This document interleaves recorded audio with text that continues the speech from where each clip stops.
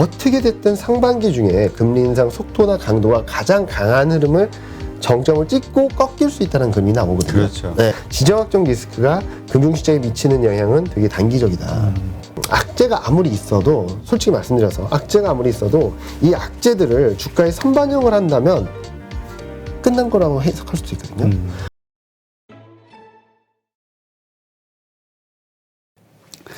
네, 오늘 모신 분은 대신증권 투자전략팀 이경민 팀장님입니다. 안녕하세요. 네, 안녕하십니까. 네. 네. 일단 지금 우리가 이제 지난번 방송에서도 이야기하셨듯이 네. 시장은 한 번 더 이렇게 좀 네, 바닥 다지는 과정이 필요하지 않겠냐. 네. 예, 급락의 어떤 형태가 있지 않겠냐 생각하셨는데 그 이후로 지금 변수가 발생이 됐단 말이에요. 네. 우크라이나 전쟁. 맞습니다. 이러면서 또 뭔가 글로벌 경제가 이렇게 많이 엉클어진 느낌이 들어요. 아, 그런 것 같아요. 네. 그러니까 최근 반등이 좀 세게 나오긴 했는데 좀 이상하다라는 생각을 하고 있어요. 그래서 저는 아직까지 시장이 조금 더 밀릴 가능성 좀 열어놓고 봐야 되지 않나라는 생각을 하고 있는데요. 그렇게 보는 이유 중에 하나는 그림을 한번 보여드리면은 네. 최근 코스피가 왜 반등을 했는가, 미국 나스닥이 왜 반등을 했는가를 보면은 경제 지표들은 좋았습니다. 여기 위에 그림 보시면 경제 지표 서프라이즈 인덱스라고 그래서 이게 올라가면 경제 지표들이 예상했던 것보다 좋은 결과를 보여줬다는 그림이거든요. 보시면 빨간색 미국이 2월 중순부터 쫙 올라가는 그림을 보여줬습니다. 경제 지표가 계속 잘 나왔다는 거거든요. 그러면은 통상적으로 금리 인상에 대한 걱정들을 하거나 아니면 금리 인상에 대한 걱정을 조금은 높여갈 수밖에 없는 상황인데 밑에 그림을 보시면 금리 인상 확률은 그 비슷한 시점부터 쫙 떨어졌어요. 왜 떨어졌을까? 연준의 스탠스가 변했을까라는 것들을 생각을 해본다면 그렇진 않거든요. 연준 위원들도 계속적으로 우크라이나 사태가 연준 통화 정책에 영향을 주지는 않을 거다. 좀 위험 요인은 맞지만 그런데 이렇게 떨어진 이유는 시장에서 우크라이나 사태로 인해서 미국 금리 인상 속도가 빠를 수 없다. 라는 예상들이 들어오고 있고요.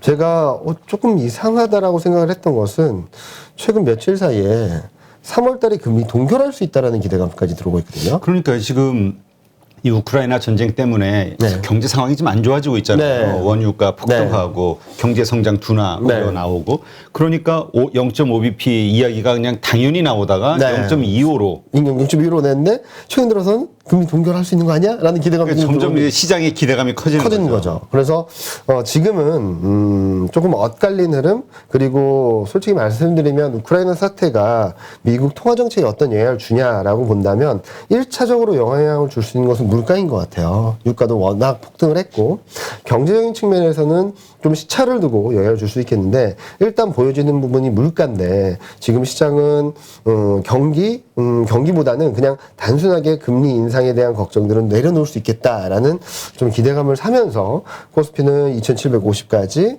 미국 증시도 좀 반등세를 좀 이어갔던 것이 아닌가라는 생각을 하고 있어서 지금은 오히려 이렇게 좀 강하게 들어온 안도감, 기대감들을 좀 경계해야 될 시점이 아닌가라는 생각을 하고 있습니다. 네. 그러니까 지금 그렇게 보시는 분들도 있긴 하더라고요. 네. 뭐냐면 지금 어쨌든 인플레이션이라든가 이런 상황이 심각하기 때문에 네. 0.5bp 그냥 원래 계획대로 네. 우크라이나 이거 상관없이 그래야 되는 거 아니냐. 근데 점점 시장이 원하는 대로 연준이 또 움직이기 따라가면, 시작하면 네.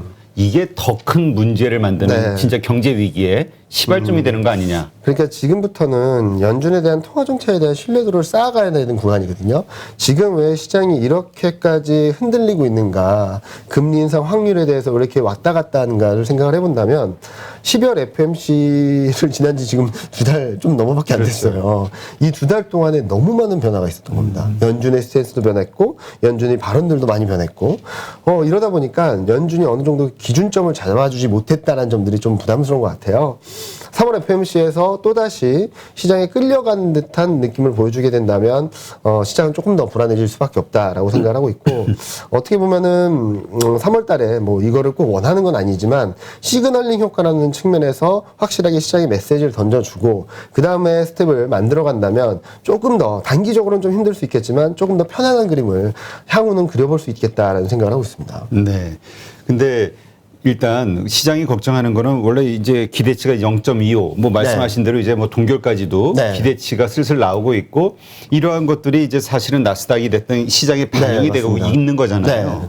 그래서 요즘에 흐름이 좋았다. 네, 맞습니다. 이렇게 볼 수 있는 건데 이게 만약 다시 원래대로 0.5bp 이런 식으로 됐을 때 그럼 다시 한번 충격과 급락이 오는 거 아니야? 라고 걱정하는 분들도 있거든요. 그렇죠. 그래서 저는 지금 시점에서는 조금 조심하자. 그럴 수도 기술적 반등이 있으니. 나왔는데 그럴 가능성이 좀 있다. 특히 이번 주 그러니까 금요일 밤 그리고 다음 주 발표될 경제 지표들 보면은 조금 걱정을 사야 되는 시점이 아닌가 하는 생각을 하는데요. 그림을 한번 보여드리면 요 위에 있는 표가 이번 주 다음 주 경제 지표 발표 일정입니다. 네.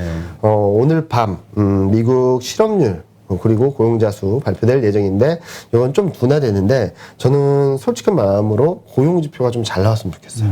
왜냐하면 단기적으로는 지금 막 수면 아래로 가라앉은 금리 인상에 대한 우려감들, 안도감들을 우려감으로 이렇게 반전시킬 수는 있거든요. 근데 기노업에서 보면은 고용자 수가 늘어나는 건 분명히 좋은 시그널이에요. 왜냐하면은 고용자 수가 늘어나게 되면 고용 서프라이즈가 있게 된다면 1월 달에 노동 시장으로 들어온 사람들이 굉장히 많았기 때문에 임금 소득을 통해서 소비 여력을 확보할 수 있고요. 그리고 또 하나는 병목 현상이 좀 빨리 완화될 수 있는 시점이 될 수도 있습니다. 그래서 일단 고용 지표는 단기적으로 출렁임을 줄 수 있는 변수긴 하지만 궁극적으로 경기 흐름에서는 긍정적인 시그널이 될 거다. 이게 시장의 기대치보다 높게 나오면 좋다. 이렇게 봐야 될까요? 단기적으로는 좀 힘들 수 있어요. 왜냐면은 오히려? 네, 단기적으로는 지금 금리 인상에 대한 걱정을 완전히 내려놓은 듯한 분위기잖아요. 그렇죠. 근데 아직은 안 끝났어. 라고 이렇게 끌어올릴 수 있거든요. 그러면 아직 안 끝났어. 야, 그럼 몇 번 올릴 것 같아? 라는 걱정을 하기 시작하겠죠. 근데 더 제가 좀 걱정하고 우려스러운 것은 밑에 있는 CPI인데요. 물가 지표입니다.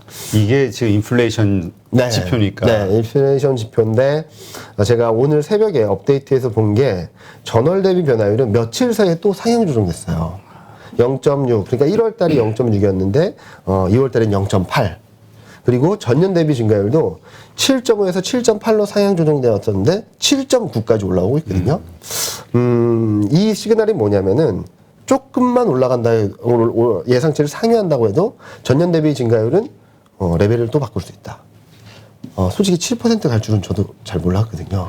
그러니까 이게 우리가 과거에 네. 2%만 넘어도 큰일 난 것처럼 네, 그러니까 2%가 되면 큰일이니까 네. 1.5서부터 막 관리 조심해야 된다. 들어가고 네, 선제적 맞습니다. 조치. 네, 맞습니다. 근데 지금 뭐 평균 따지기 시작하면서 이거 7%면 좀 어마어마한 거죠. 진짜 어마어마한 겁니다. 왜냐하면 GDP 성장률이 4%, 뭐 3%대를 예상을 하고 있는 상황에서 물가 상승률이 7.88%다? 그러면은 진짜 실질적인 생활이나 경제 활동은 굉장히 위축될 수밖에 없다는 환경이죠. 그러니까 과거 사례를 보면은 그 80년대 그 인플레이션 미국이 네. 그렇게 심할 때 10% 뭐 네. 이렇게 10%인가요? 뭐 거의 그 전후 네. 왔을 때 그거를 억누르기 위해서 실행했던 게 금리 20% 인상이잖아요. 폴 볼커의. 네. 그러니까 지금 이게 얼마나 심각한 상황인지 이게 그렇죠. 좀 비교해 보면 좀 대입이 되더라고요. 근데 그때는 기본적인 금리가 높았기 때문에 레벨로 본다면은 그렇게 하지만 지금은 거의 제로 금리에서 그렇죠. 올리는 거기 때문에 그만큼의 효과는 있을 수 있다라고는 보고 있는데 그런데 지금 아까 보여드렸던 표에서 중요한 것은 전년 대비 증가율은 뭐 기저효과다 뭐 이런 것들을 올라올 수 있는데 전월 대비 변화율이 12월을 저점으로 1월, 2월 계속 올라간다라는 의미예요. 그러면은 물가 상승률이 정점을 통과하는 시점은 2월도 아니네? 3월인 거야? 그러면서 다시 되돌아보면 유가는 110달러, 100달러 같네? 그럼 3월은 8% 확실히 넘는 것 같다라는 걱정을 할 수 있거든요. 그리고 파월 연준 의장이 상하원 청문회에서 말했던 것들을 좀 따져본다면 25bp 금리 인상을 지지한다라고 말하면서 물가나 인플레이션이 예상보다 우리가 생각했던 것보다 강하면 언제든지 더 공격적인 인상을 할 준비가 돼 있다라는 얘기를 했거든요. 그래서 10일 날 발표되는 물가 지표 결과에 따라서 굉장히 지금 낮아진 금리 인상에 대한 걱정들이 또다시 시장을 뒤흔들어 놓지 않을까라는 걱정을 하고 있어서 앞서 서두에 말씀드렸던 것처럼 지금 코스피가 반등을 하긴 했지만 오히려 조금 단기적으로는 좀 조심해야 될 때다라는 말씀드리고 있습니다. 그러니까 시장에서는 그래 우크라이나 전쟁 벌어지고 이로 인해서 뭐 경제 상황이 어려워졌으니 연준이 좀 동결하든 네. 아니면 0.25만 하든 좀 네. 완화적인 스탠스를 할 거야 네. 이 기대감이 있는데 네. 연준 위원이나 연준의 입장에서는 이것이 그렇게 크게 반영되지 않을 수 있다. 네. 왜냐하면 그만큼 인플레이션이 심각하기 때문에. 그렇죠. 왜냐하면은 지금 인플레이션에 대한 분들은 그동안 계속적으로 말을 해왔습니다. 연준 위원들이나 누구나. 근데 갑자기 우크라이나 사태로 인해서 우리는 금리 인상을 천천히 하겠습니다라고 한다면 또 한 번의 신뢰를 깨버리는 그림이 될 수 있거든요. 그래서 일단은 시그널링 효과로서 어느 정도의 금리 인상 시그널을 확실하게 던져주고 그 다음 스텝을 조금 더 천천히 가든지 아니면 상황을 보면서 조절을 하겠다라고 얘기를 한다면 어느 정도 정책 효과는 좀 있지 않을까라는 생각을 하고 있습니다. 그러면 지금 이제 시장에서 기대했던 거는 네. 사실 FOMC 회의에서 금리 인상 발표하고 네. 뭐 하루 이틀이야 뭐 어떤 변동성이 있겠지만 급락이 있다 하더라도 어쨌든 그걸 기점으로 이제 우상향으로 네. 주가가 올라가는 시발점이 되는 게 아니겠냐 네. 기대감이 있었잖아요. 네. 그럼 이게 다 어그러진 걸로 봐야 돼요. 저는 그렇게까지는 아닌 것 같아요. 왜냐면은, 지금 현재 시점에서 금리 인상에 대한 걱정들을 내려놓은 것은 단기적인 부분들입니다. 연내 6번 정도 금리 인상을 할 수 있다라는 전망은 여전히 유효한 상황이라서 제가 보는 것은 요 그림이거든요. 단기적으로는 연준의 점도표 그리고 시장이 생각하는 금리 인상 수준 요 괴리에 따라서 시장이 안도하거나 아니면 좀 걱정을 하거나 요 두 가지 기로에 서 있는데 요 그림을 보시면은 어떻게 됐든 간에 현재 컨센서스나 그 시장에 반영된 금리 인상 흐름이나 이런 것들을 보면은 50bp 인상을 하게 된다면 3월 FOMC 때 피크 그리고 50bp 안 하고 25bp 한다고 한다면 6월 그러니까 2분기 때 피크. 그러니까 어떻게 됐든 상반기 중에 금리 인상 속도나 강도가 가장 강한 흐름을 정점을 찍고 꺾일 수 있다는 그림이 나오거든요. 그렇죠. 네. 그리고 이걸 2023년으로 더 넓히면 더 더뎌질 거고요. 이런 그림들을 봤을 때 저는 시점의 차이는 있겠지만 3월 FOMC에서 점도표를 확인하는 시점에는 시장이 걱정했던 것과 연준이 보여주는 금리 사이의 흐름과 방향성 자체의 흐름, 강도의 흐름들이 좀 확인될 수 있기 때문에 저는 뭐 하루 이틀 여기에 대한 해석의 과정에서 등락은 있을 수 있어도 점차 방향성을 위쪽으로 잡아가지 않을까라는 생각을 하고 있습니다. 그러나 어쨌건 이 시장이 생각했던 것보다 0.5라는 거는 이제 생각하지 못했던 일이 벌어진 거니 그쵸. 그로 인한 충격이 있을 수 있으니 그로 인한 충격이 먼저 들어오든 아니면은 좀 나중에 들어오든 그런 시점에 따라서 흔들림은 있을 수밖에 없으니 조금은 지금 시점에서는 좀 조심하자라는 말씀 그러니까 드리겠습니다. 지금 이제 우리 다들 뭐 코스피 다 이렇게 쌍바닥 만들고 지금 우상향으로 턴하는 거 아니냐 이런 네. 기대감들을 갖고 있는데 네. 이럴 때일수록 조심하자. 바닥 확인은 됐다. 이렇게 안심을 하고 있는데 조금은 더 경계해야 된다. 왜냐면은 뭐 올해 1월 달에도 시장이 좀 안도를 했었거든요. 미국 증시도 사상시고 챙진을 했었고 이런 과정에서 갑작스러운 경제지표 부진 그리고 그 채권금리 상승 이런 것들이 맞물리면서 시장이 와장창 내려왔던 상황이라서 너무 지금은 시장 흐름 자체가 큰 흐름 자체가 아직까지는 하락 쪽이기 때문에 반등을 했다고 해서 안도하기보다는 반등을 하면 반등을 할수록 조금씩 더 조심해야 되는 아직까지는 이 큰 트렌드에서 이렇게 올라왔다 내려왔다 하는 과정이 있다는 점들을 좀 염두에 두실 필요가 있겠습니다. 네. 자, 그렇다면 일단 우리가 근본적인 문제를 좀 한번 보죠. 네. 뭐라 그럴까 돌발 변수. 네. 이 우크라이나 전쟁. 어쨌건 이게 지금 약간 장기화돼 가는 분위기고요. 네. 그러다 보니 뭐 원유가 뭐 $100, $110, 네. 뭐 $150, $200까지 뭐 예상 네. 지수도 나와요. 계속 올라오고 있죠. 이거는 시작일 뿐이고 거기에 뭐 곡물 가격이라든가 네. 이게 전체적으로 다 올라간단 말이죠. 네. 원재재 시장이. 네. 이 얘기는 인플레이션은 갈수록 더 심각해지는 건데 맞아요. 문제는 연준이 0.5가 됐든 0.7이 됐든 뭐. 이거를 금리를 올렸을 때 그 다음에 인플레이션이 꺾이는 수치가 나와야 그쵸. 안심이 되는 건데 네.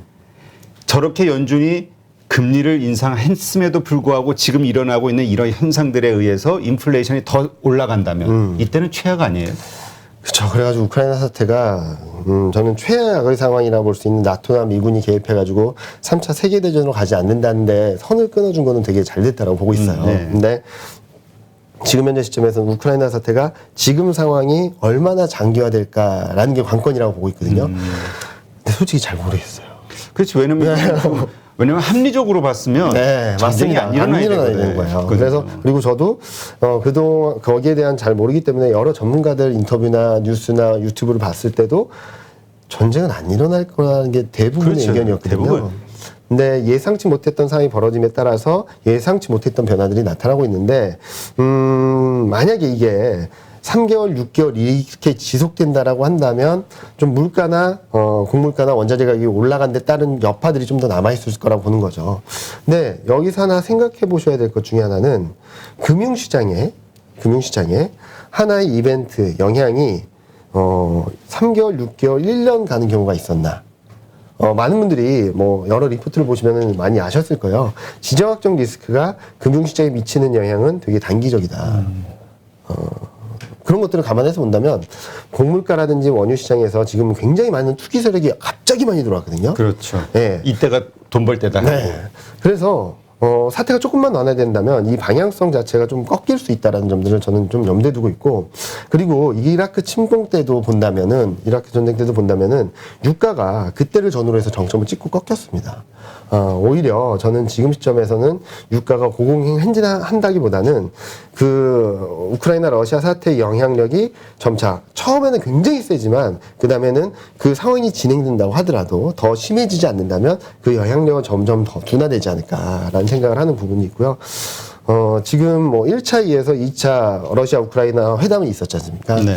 요런 데서 하나둘씩 합리적인 합의될 만한 부분들을 찾아낸다면 시장의 흐름들, 그리고 유가, 원자재 가격에 미치는 영향들도 더 강해지기보다는 좀 진정될 수 있다라고 생각을 하고 있어서, 아직까지는 조금은 더 나빠지는 그림보다는 약간 우려감이 증폭됐다가 좀은 진정되는 국면으로 진입하지 않을까라고 생각을 하고 있습니다. 그러니까 결국은 이 우크라이나 전쟁이 어떻게 마무리가 되느냐, 언제 마무리되느냐에 따라서 그 앞에 시나리오는 바뀔 가능성은 얼마든지 있다. 네, 얼마든지 있는데, 다만 제가 생각하는 것은 초기 효과가 워낙 세니까 그 다음부터 여러분들은 조금 진정될 건데, 유가가 지금 많이 올랐잖아요. 근데 재밌는 것은 천연가스 가격은 지금 수준, 지금 유럽 쪽에서 거래되는 천연가스 가격은 직전 고점 수준에 와 있거든요. 많이 오른 거긴 하지만, 그런 것들을 봤을 때 지금은 어느 정도 정점권에 와 있지 않나라는 생각은 조심스럽게 하고 있습니다. 네. 하지만 어쨌건 계속 우리가 그렇죠. 우크라이나 지켜봐야 된다. 네. 왜냐면 또 오늘도 나온 뉴스 보니까 뭐 원전에다가 화재 또 엄청난 소식 아니에요, 그게. 그쵸. 더군다나 체르노빌 사건도 있었던 그 나라에서 우크라이나 체르노빌도 우크라이나에 네, 거기 있습니다. 네. 그런데 지금 보면은 우크라이나에선 방사능 수치가 변함은 없다라는 것들을 해서 좀 이 시장을 진정시키적인 질려놓은 모습들은 있었는데, 일단은 저희가 예상했던 시나리오에서, 그러니까 솔직히 말씀드리면 정치적 리스크, 지정학적 리스크는 저희가 예상했던 범위를 벗어나는 일들이 계속 발생하거든요. 그렇죠. 그런 부분들은 좀 경계해야 되는 변수는 맞지만, 그렇다고 해서 이거를 너무 핵심 변수로 놓고 우크라이나 사태가 완화되면 시장은 좋아지고 우크라이나 사태가 격화되면 시장은 나빠진다라는 이분법적인 사고를 갖기에는 좀 너무 몰입되지 말자라는 말씀을 드리고 있습니다. 그러니까 우리가 좀 더 핵심적인 걸 보려면은 우크라이나 상황의 어떤 진전 상황 이런 게 아니라 원자재 시장의 흐름, 네. 움직임, 네. 원유 가격이라든가 네. 천연가스 가격 네. 이쪽을 봐야 된다. 그쪽을 봐야 되고, 아직까지 솔직히 지금 우크라이나 사태로 인해서 경제적인 충격은 아직까지 제한적이거든요. 글로벌 전반적으로. 그러면은 제가 중요하게 보는 것은, 자, 우크라이나 사태는 언제 해결될지 모르는 거기 때문에 이거를 된다 안 된다를 가지고 전망을 하다 보면 전망이 안 됩니다. 그렇죠. 왜냐면 네. 이거는 앞으로 어떻게 될지 모르는 거니까. 그러니까 탱탱볼을 가지고 농구를 하자는 거예요. 어디 튈지 모르는 공을 가지고. 그래서 제가 집중하고 싶은 것은, 자, 우크라이나 사태, 러시아의 경기 불안, 지금 뭐 신용등급도 막 떨어뜨리고 있는 상황이라서, 우크라이나, 러시아가 없다고 치더라도, 이로 인해서 경기가 안 좋아진다고 치더라도 다른 나라들이 경기 회복할 수 있을 만한 근거가 있는가 라는 생각을 하는 거거든요. 그래서 이 그림, 지금 띄워드리는 그림을 보시면은 글로벌 GDP, 명목 GDP 규모를 보여드리고 있습니다. 미국, 중국, 유럽, 러시아 규모보다 이들 나라들을 합치면 한 40배 정도 되거든요. 그러면은 미국, 중국, 유럽 쪽에서의 경기 회복이 가능한가? 저는 지금 우크라이나 사태가 더 나빠지지만 않는다면, 중국 같은 경우는 아마 한두 달 내 미국 같은 경우도 늦어도 2분기 중에는 유럽도 좀 그런 비슷한 흐름을 보여줄 수 있다고 생각하거든요. 특히 미국은 최근 들어서 고용 서프라이즈에 이어서 PMI, ISM 제조업지수 계속적으로 턴하는 모습들을 보여주고 있어요. 중국도 마찬가지고요. 이런 것들을 봤을 때는 밑에 그림처럼 지금은 경기도 불안하고 통화 정책에 대한 부담도 크고 이런 상황이다 보니까 우크라이나 사태가 악재를 엄청나게 배가시키고 호재는 반감시키는 이런 영향을 주고 있는데 경기 방향성이 위쪽으로 잡아간다면 위쪽으로 흘러가는 상황에서 단기 충격, 단기 변동성을 야기할 수 있는 변수로 바뀔 거다라는 생각을 하고 있거든요. 그래서 지금 더 중요한 것은 우크라이나 사태가 더 나빠진다. 그러니까 3차 세계대전으로 가지 않는다고 한다면 이런 흐름들을 지탱해줄 만큼 그리고 극복할 만큼의 다른 쪽의 변화가 있을까? 근데 저는 다른 쪽의 변화, 미국, 중국, 유럽의 경기 턴어라운드 가능성들을 열어놓고 볼 수 있겠다는 생각을 하고 있죠. 지금 중국 같은 경우는 지준율 인하하면서 유동성을 공급을 하고 있어요. 네. 그게 나쁜 쪽으로 해석하면 지금 그만큼 경기가 안 좋다는 좋다는, 얘기고 네. 그걸 극복하기 위해서 돈을 푸는데 그게 성공할 거냐에 대한 그러니까 호재는 호재지만 네. 성공할 것이냐에 대한 퀘스천 마크가 있죠. 퀘션은 있는 거잖아요. 네. 근데 크레딧 임펄스라고 해서 지금 유동성 신용 증가율을 좀 가늠을 할 수 있는 데이터를 보면은 지금 바닥을 통과하고 있거든요. 자, 요거 하나를 요 그림을 한번 보여드리면 이게 중국은 2020년부터 이 크레딧 임펄스라고 하는 유동성을 가늠할 수 있는 지표가 쫙 떨어졌어요. 그러다가 작년 말부터 이렇게 올라오기 시작하고 있거든요. 무슨 말이냐면 유동성 풀고 그리고 지준율 금리 인하했던 그런 사이클에서 효과를 조금씩 발휘하고 있는 것이 아닌가라는 생각을 합니다. 여기에 들어오는 것이 이제 이번 주말부터 시작되는 양회 전인데 여기서 흐름을 보면은 투자 확대에 좀 포커스가 맞춰져 있거든요. 그리고 소비 진작 요 두 가지가 키인데 투자 쪽에 좀 많이 힘을 실어서 주는 것 같아요. 그래서 저는 밑에 그림 보시는 것처럼 에너지를 제외한 인프라 투자 쪽이 지금 거의 제로까지 내려왔는데 이게 턴어라운드 하는 그림을 보여주게 되면 유동성 플러스 재정정책 효과가 믹스되는 폴리시 믹스라는 그런 구간으로 들어갈 수 있다고 보고 있고요.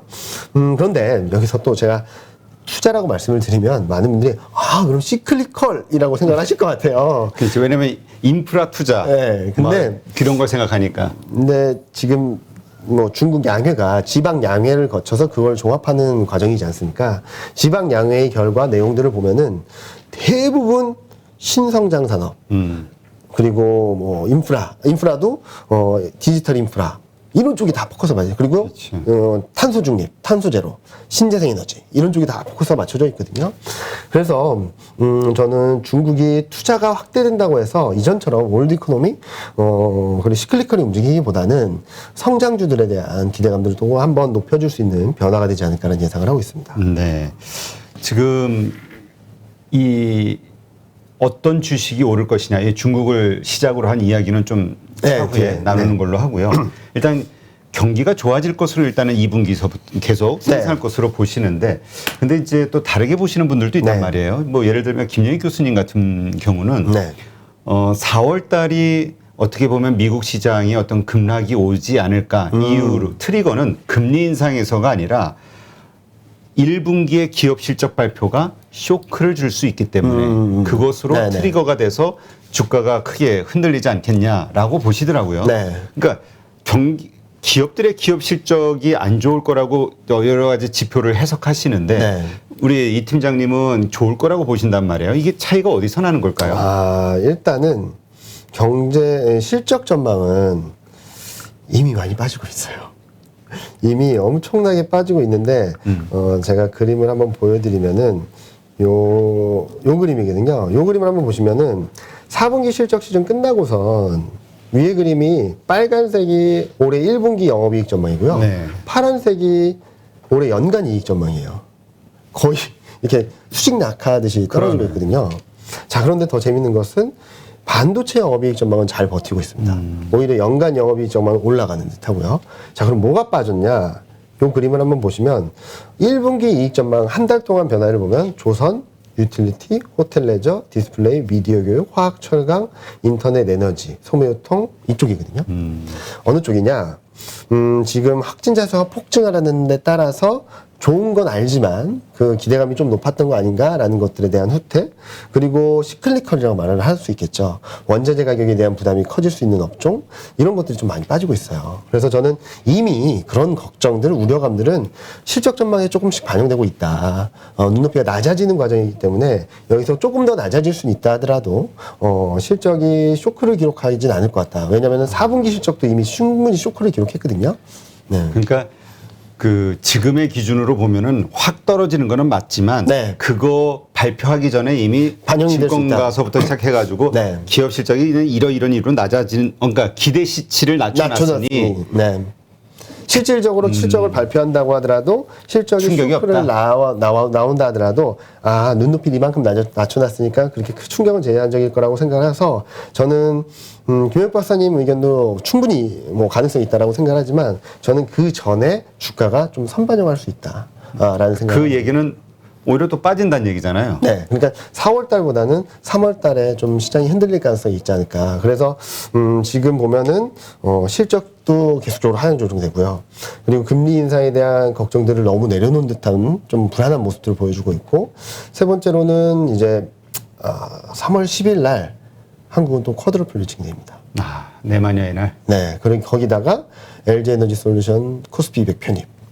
이런 것들이 좀 많이 중첩돼 있어요. 그래서 저는 다음 주를 조금 조심하자라는 톤으로 말씀을 드리고 있고, 그런 관점에서 본다면, 악재가 아무리 있어도, 솔직히 말씀드려서, 악재가 아무리 있어도, 이 악재들을 주가에 선반영을 한다면, 끝난 거라고 해석할 수도 있거든요. 코로나19 때가 대표적이겠죠. 그렇죠. 경기 침체다라고 했는데 3월 말에 저점 찍고 바로 올라가 버렸습니다. 그 이후에도 경제 성장률, 그리고 GDP 성장률 전망, 그리고 이익 전망은 계속 하향 조정됐죠. 그런데 왜 움직였냐? 이 하향 조정될 수 있다라는 걱정들을 주가가 선반영을 했다라는 거죠. 아마도 3월 초중반에 그런 가능성이 열어놓고 봐야 되지 않을까라는 생각을 하고 있어서 저는 4월 달보다는 3월 초중반 FOMC 전후가 가장 위험한 구간이 아닐까라는 생각을 합니다. 네, 알겠습니다.